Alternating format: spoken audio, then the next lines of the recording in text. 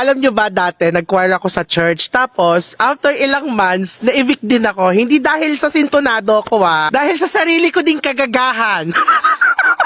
Ininom kasi namin yung mompo ni Father. Tapos, ginawa naming pulutan yung ostya. Bless.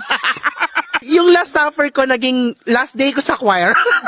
Di ayun, nahuli kami. Kami so hindi lang ako mag-isa. Grade 5 ata ako noon, if hindi ako nagkakamali. Pero nagka-record na ako sa langit. Siguro pag akyat ko doon, meron akong pending case. Eto kasi mga sakristan, ang lalakas ng trip. Bilang curious ako, hindi, ang totoo, crush ko talaga isang sakristan, kaya sumama ako sa trip nila. Itago na lang natin siya sa pangalang Ramil. Ramil, kung nasan ka man ngayon, sana masarap yung kinakain mo ngayon. Kasalanan mo to. Etong si Ramil, after ng misa, tinanong ako if nagiinom na daw ba ako. Dahil marupok ako, mas nanaig sa akin yung tawag ng kalandian kaysa tawag ng konsensya. Don't judge me. Kailangan ko yun. Akala ko bibili kami sa tindahan. Shoot, paglabas nila, dala-dala nila yung mompo ni Father, tsaka isang supot ng ostya. Sabi ko talaga internally, Lord, ikaw nang bahala sa akin. Pero para kay Crush, hahamakin ang lahat. During session namin, saya-saya lang namin, tawanan, ganyan. Pero nasa isip ko na talaga, mali to mali. Pero sige, laban lang para sa pagmamahal.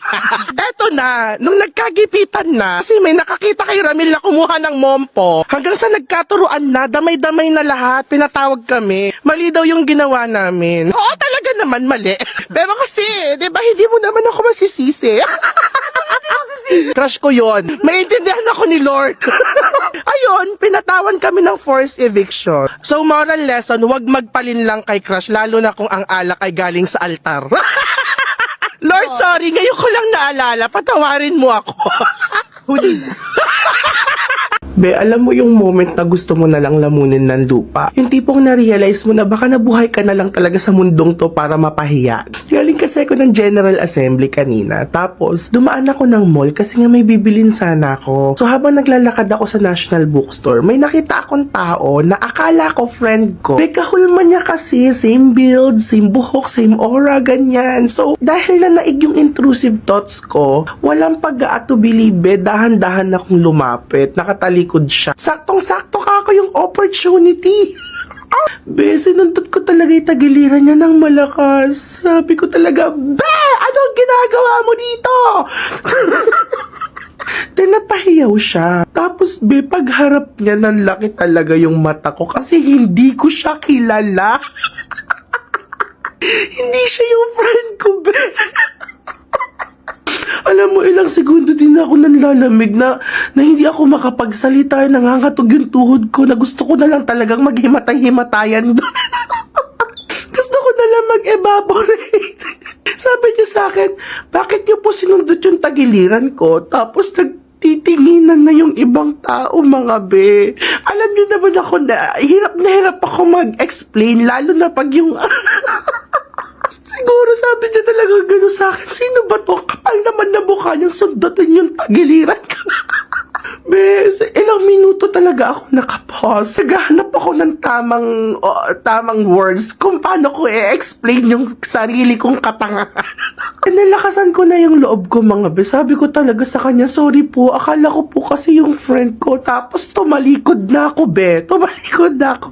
Hindi ko na kaya yung kahihiyan Sa sobrang hiya ko, umalis na lang ako ng mall. Wag nang bumili. Ito po kay ating nasundot ko yung tagiliran. Kung mapapanood niyo po ito, sorry po. Akala ko po kasi friend ko po kayo. Sana maging friend tayo soon. Yeah, oh. Ayan, di ba? Ay, lagay mo pa yan, ate. Ano yan? Ay! Oh. Patawarin mo kami. Mabait kaming mga apo, pero nangangailangan kami. Nangangailangan din Oo, kami. nangangailangan din. Kuhanin muna natin ang atang kay Papa Boy. Papalitan na lang namin. Yes. Pag nagkaluwag-luwag na kami ng ating girl. Sabihin naman ni Papa, ba't mga walang iya talaga kayo? Sino pong may yellow dyan? Ito parang hindi ka sanay dyan Oh, ayan Yeah. Yan lang. Hoy, Hoy. mga friends! Chat puno! Ayan. Ay! Oh. Napaka-perfect mo doon. Naitaguyod natin ang... Ang isang set ng pag-iinom. Sana meron pa po kayo dyan. Oh, sino po ba dito yung merong situ? At meron tayong pulutan. Yes. Hayo! Hayo! Hayo! Hayo! Hayo! Oh my God, maminatdot. Ay, sarap! Ang sarap pala magaling sa ata? Iba talaga pag-atang. Oo nga Tabi, siguro nung lolo natin. Nieta kayo, inatang nyo sa akin, ininom nyo din. Parang gusto nyo na ata may pagkalagyan dito ah. Ate, okay lang ba ito bumubula? Kaya pa yan. Hindi naman, hospital tayo dito. Hello po. Sa baka ano, okay lang po ba na bumula yung gin? parang hindi maganda yung pagkabula. Ate, may pusa. Ayun o. Kaya nga. Shot. Shot tayo. Halika. Di ba pala tama pagka Oo. ano ate, no? Pag-atang. Pag-atang ang ininom mo, Oo. mas malakas ang tama niya yan siya. May tama ka. Oh, shot mo na. Ano ba yan? Ako na naman. Oh, shot mo na. Shot mo na. Dalawa lang tayo ate dito. Ano naman Ano ba gusto mo tayo? isama natin sila? 556 yan. Ikaw na. Ako na. Halte, lakas ng tama nung atang. Ganito ba pag atang ang ininom mo? Nalulog muna ako. Matulog doon ka na sa bahay. Matulog. Dadamay Ang mo pa. lakas ng tama ng atang ate. Wait lang. Ate, di ba? Yung pamangkin ko. Kinuha ko yung cellphone. Tignan mo yung naka-wallpaper. Ay! Sino ito? Tinalo ka pala ng pamangkin mo. And then, sino ito? Sino to? That's my ano? Ala. Sino to? Ah, buksan mo to, buksan mo. Ayoko. Sino to? Na ano? Huli! Susumbok kita sa bahay mo. At least ako meron yan, ikaw wala. Kasi paagaw-agaw ka na sa cellphone ng pamangkin mo. Alam to ng nanay mo? Bigyan mo ko 2,000. Hindi kami mag-iingay ni Ate Maymay. Classmate mo to. Hindi, grade 4 siya, grade 3 ako. Ay! Hoy, ikaw magtigil-tigil ka sa ano ha? Ilang taong ka pa lang ha? Crush lang naman! Ang crush ay just paghanga. Alam niyang crush mo siya. Oo. Ah? Ito naman kasi crush nga lang naman daw. Kakain. Oh, crush lang ha, paghanga lang yan ha. Anong pangalan nito? Santino. Ay! Apakasanto naman yan. Ano, pa-30 ka na pero... Oh, patay na ako. Pero wala pa ako may wallpaper sa cellphone ko. Ang wallpaper ko sa cellphone ko mga cartoons. Bakit ang daya ng mundo? Lord, mabait naman ako. Tumutulong ako sa kapwa ko. Hindi naman sa inaano kita, Lord. Pero baka naman next year or this year, pwede na. May wallpaper din ako sa cellphone ko. Na ako pinakapanganay sa inyo. Lahat kayo may mga boyfriend, may mga asawa kayo. Ako? Wala, dito lang sa kwarto. Magkulong ka, magtrabaho ka na lang. Yan lang naman alam mo. Ah, talaga?